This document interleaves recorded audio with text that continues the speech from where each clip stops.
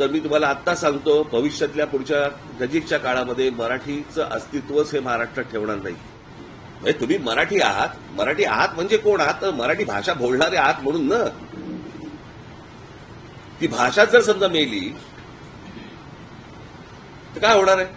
गुजरातमध्ये केंद्रामध्ये नरेंद्र मोदी आणि अमित शहा बसलेले असताना गुजरातमध्ये जर हिंदीची सक्ती नाहीये, आंध्र प्रदेशमध्ये नाहीये, तामिळनाडूमध्ये नाहीये, केरळमध्ये नाहीये, कर्नाटकामध्ये नाहीये, बऱ्याचशा ठिकाणी नाहीये, मग हे धोरण महाराष्ट्रावरती का लादलं जाते? कशासाठी लादलं जाते? Gujarat council of educational research and training, Gandhinagar, एक गुजरातची वेबसाईट आहे आणि त्या वेबसाईटवरती पहिलीपासून त्यांनी गुजराती, गणित आणि इंग्रजी अशा 3 भाषा ठेवल्या, 3 गोष्टी ठेवल्या. मग जर गुजरातमध्ये पण नाहीये तर तुम्ही महाराष्ट्रात का लादतात? म्हणजे हिंदी भाषा देखील एक उत्तम सुंदर भाषा आहे, परंतु ती त्या एका राज्याची भाषा आहे, ती काही राष्ट्रीय भाषा नव्हे.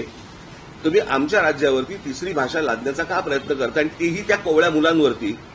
आणि शाळा ह्या हिंदी कशा शिकवतात हेच आम्ही बघू.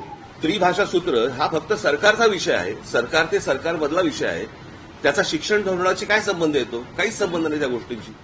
म्हणजे आयएस अधिकाऱ्यांना महाराष्ट्रामध्ये हिंदी बोलायला सोपं जावं आणि मराठी शिकायची गरज लागणार नाही याच्यासाठीचे धोरण आहेत काही.